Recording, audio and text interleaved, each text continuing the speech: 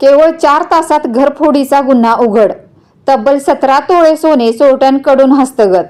सांगली जिल्ह्यातील विटा पोलिसांनी केवळ 4 तासात घरफोडीचा गुन्हा उघडकीस आणलाय.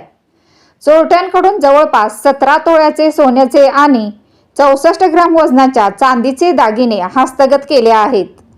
विटा शहरातील उपनगर असणाऱ्या बजरंग नगर येथील दयानंद रावसाहेब चव्हाण वय वर्ष 48 यांच्या राहत्या घरी दिनांक 14 ऑगस्ट रोजी 10 ते सायंकाळी 7च्या दरम्यान फिर्यादी चव्हाण यांच्या घरातून सोन्या चांदीचे दागिने अज्ञात चोरट्याने लंपास केले होते. दयानंद चव्हाण यांनी या चोरीचा गुन्हा 14 ऑगस्टच्या मध्यरात्री दाखल केला. तात्काळ विटा पोलीस निरीक्षक धनंजय फडतरे यांनी विटा गुन्हे प्रकटीकरण पथकाला या गुन्ह्याचा तपास करण्याच्या सूचना दिल्या.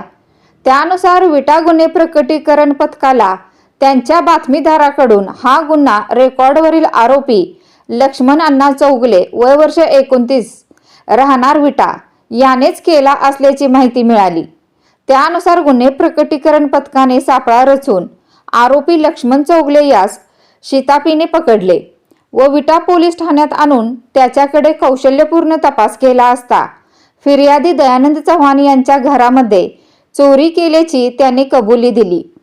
पोलिसांनी तात्काळ अटक करून त्याच्याकडून 13,64,100 रुपये किमतीचे 169 ग्रॅम जवळपास 17 तोळे सोन्याचे दागिने आणि 13,196 रुपये किमतीचे 64 ग्रॅम वजनाचे चांदीचे दागिने असा एकूण 13,77,296 रुपये किमतीचा सोन्या चांदीच्या दागिन्यांचा मुद्देमाल पंचांसमक्ष जप्त केला.